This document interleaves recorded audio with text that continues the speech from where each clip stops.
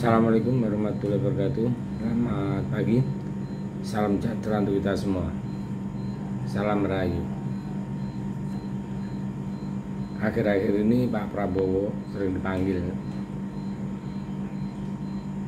Ada banyak dugaan soal teguran Pak Jokowi ke Pak Prabowo menyangkut anggaran belanja Kementerian Pertahanan.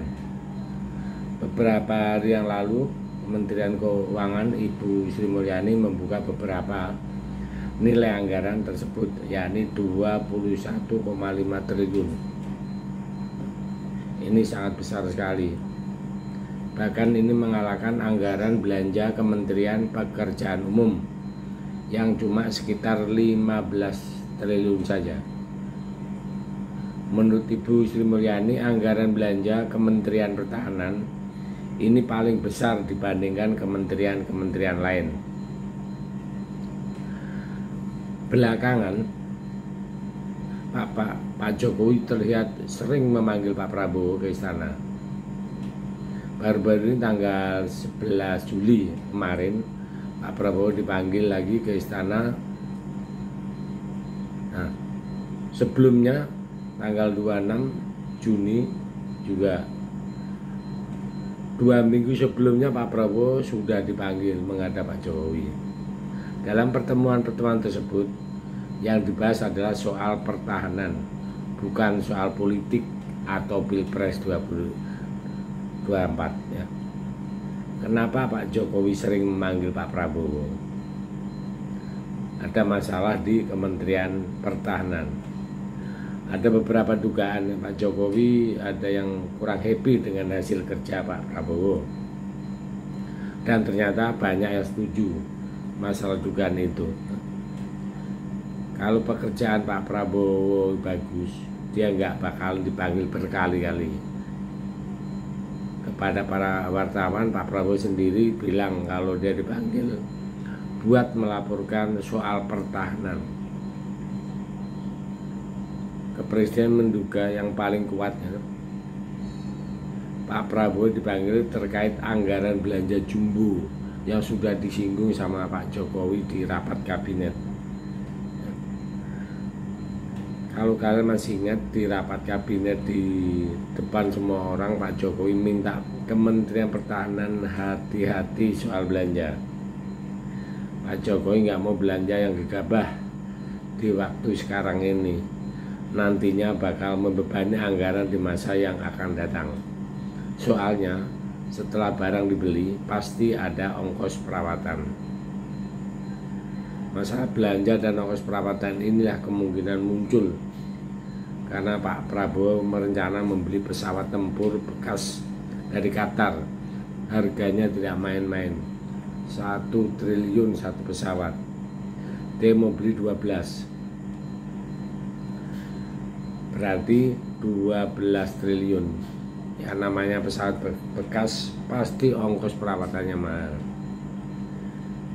Jadi sangat aneh kenapa Pak Prabowo nekat mau beli pesawat bekas, padahal kita mampu beli pesawat baru, walaupun harus menunggu karena barangnya harus dibuat dulu.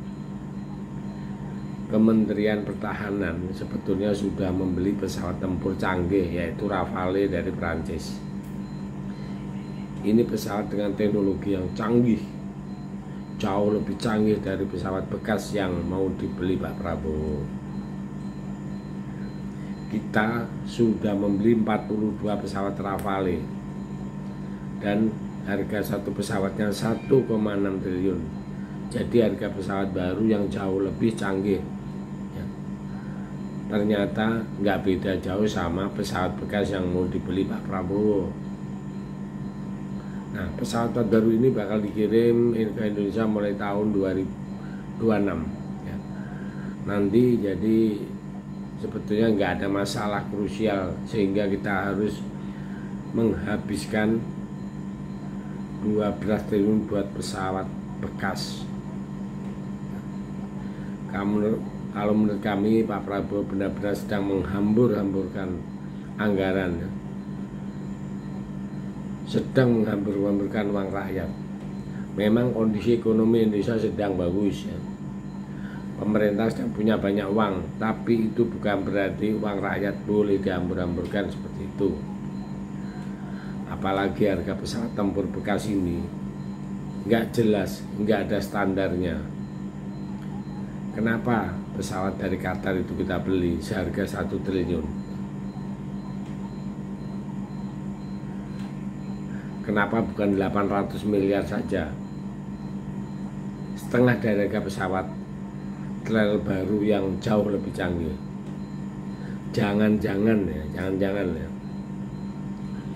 Konon menduga ini uang komisinya besar sekali. Belakangan banyak masalah pekerjaan Pak Prabowo yang nggak beres, yang disoroti oleh publik. Selain saat membeli pesawat, ya, ada juga satu yang program food estate yang dikelola oleh Pak Prabowo mangkrak.